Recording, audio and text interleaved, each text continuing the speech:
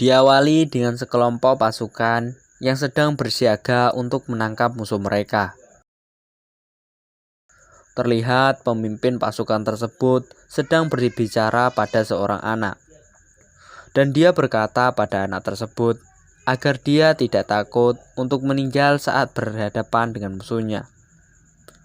Karena ketakutan terbesar adalah ketika semua orang meninggalkan kita karena kita tidak dapat melindungi diri kita sendiri.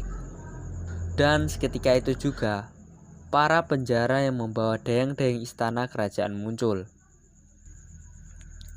Dan penyergapan pun dimulai. Para pasukan menembakkan panah-panah mereka ke arah musuh. Kemudian yang lain langsung menyergap musuh dengan tombak dan perisai.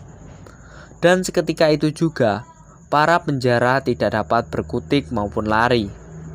Dengan memojokkan para penjara, pasukan hampir memenangkan pertempuran. Tetapi, karena seorang anak yang nampak anak ini kurang jago dalam bertarung, akhirnya orang-orang pun saling bahu-membahu menolongnya.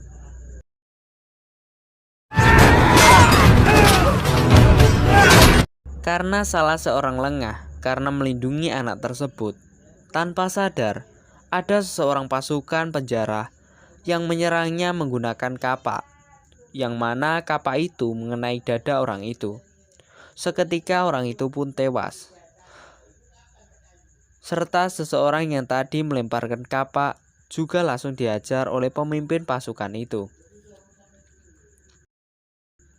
Setelah pertempuran selesai, ada salah seorang musuh yang dibiarkan tetap hidup. Dan saat itu juga, anak yang ada di pertempuran tersebut dipukul karena dialah yang membuat salah seorang dari mereka terbunuh.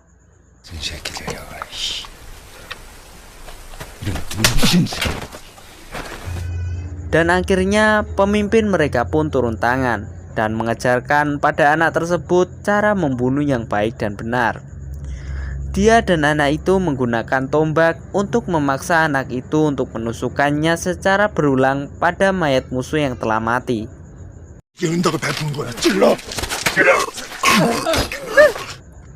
Kemudian scene berpindah di mana para pasukan tersebut meminta upah atas kerja keras mereka. Mereka mengatakan pada para prajurit bahwa salah seorang dari mereka tewas dan mereka membebaskan salah seorang dari musuh. Karena para prajurit kerajaan tidak menggubris dan malah menertawakan mereka, akhirnya salah seorang dari pasukan mereka yang bernama Gosu kecewa dan marah pada para prajurit. Untung saja pemimpin mereka melerai perkelahian itu.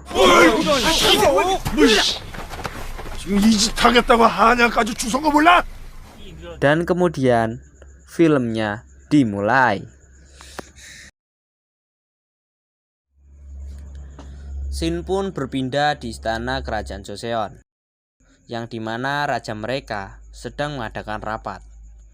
Rapat itu berisi keputusan Raja Joseon yang ingin membagi kerajaannya menjadi dua kepemimpinan.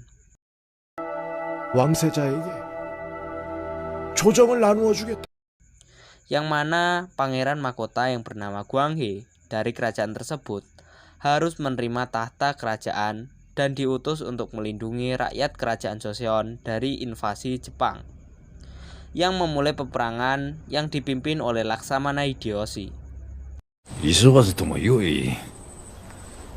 Ia diutus oleh ayahnya untuk segera pergi dan pindah ke daerah Pyongyang dan menunggu perintahnya. Tak lama setelah itu, raja pergi meninggalkan rakyatnya bersama Pangeran Mahkota. Dengan tanggung jawab yang awalnya dia tolak, tapi karena paksaan raja, mau tidak mau, dia harus melakukan misi dan tanggung jawab tersebut.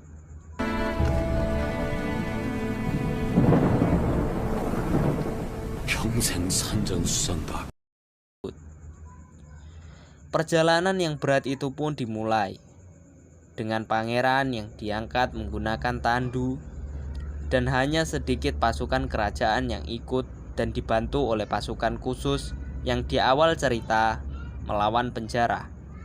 Pemimpin pasukan itu mengatakan agar para pasukannya melakukan pekerjaan dengan sebaik mungkin, yaitu mengantarkan sang pangeran Gwanghwae menuju ke Pyongyang. Dan seketika itu juga, salah seorang pangeran dari kerajaan Joseon ditangkap oleh pihak tentara Jepang, yang dimana dia mengatakan bahwa saudaranya, sang pangeran Gwanghwae, akan menuju ke Pyongyang. Tapi dia memohon untuk mengampuni dirinya sendiri. Dengan tersenyum, Laksmana Hideyoshi mengatakan untuk apa percuma buang-buang waktu menangkapnya, jika kita sudah menangkap pangerannya. Karena tidak paham, pangeran yang ditangkap pun tersenyum dengan bahagia. Tetapi kemudian Laksamana Hideyoshi memerintahkan pasukannya untuk menangkap pangeran mahkota, dan pasukan pun bergerak untuk menyerbu pangeran. Di tempat pangeran Gwanghwae, pasukan beristirahat di tepi sungai sambil mendirikan perkemahan. Terlihat pangeran Gwanghwae yang sedang dimandikan oleh para dayang. Sang pemimpin pasukan tersebut dan juga Goksu iri melihat pangeran Gwanghwae dimandikan oleh para dayang. 의병들이 모이기나 하겠어? Di malam hari, ketika rombongan tersebut beristirahat untuk makan malam, seketika itu dari langit muncul bola-bola api yang ternyata itu adalah panah-panah yang melesat ke arah mereka. Sontak mereka pun kaget dengan banyaknya panah yang menghujani mereka. Para prajurit dan dayang pun tak sedikit mereka yang terkena dari panah tersebut. Orang-orang yang selamat melindungi diri mereka dengan perisai seadanya. Akan tetapi, panah-panah tersebut sangatlah banyak. Goksu berusaha membalas, sementara sang pangeran Gwanghwae terjebak di dalam tenda. Untung saja dia diselamatkan oleh sang pemimpin pasukan.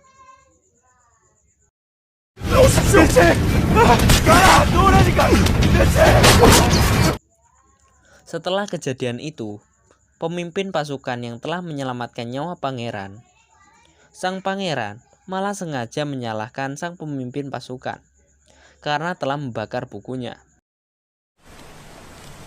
내가 목숨보다 귀히 여기는 책들을 Tapi dengan sabar dia menunduk dan merasa bersalah. Sungguh sikap kepemimpinan yang sangat tinggi ditujukan olehnya. Karena serangan musuh semalam, banyak dari rombongan yang tewas, yang menyebabkan kekurangan orang dan perjalanan yang masih jauh menyebabkan mereka harus berpikir dua kali untuk melewati jalur utama.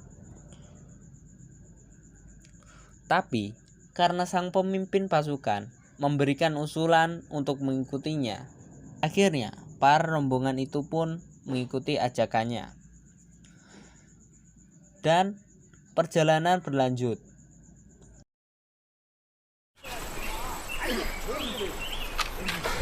Para pasukan yang kelelahan mulai membicarakan kesalahan mereka karena ikut perjalanan ini.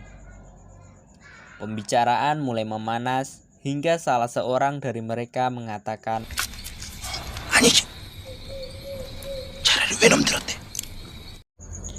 dan sampai di sini cerita akan dilanjutkan dengan invasi para tentara Jepang yang akan menginvasi mereka secara perlahan. Akankah mereka berhasil menghadapinya? Stay tune untuk menyaksikan part kedua. Terima kasih telah menaruh jari Anda pada video kami. Maaf jika ada kesalahan karena kita sama-sama makhluk Tuhan. I guess for now you've got the last laugh.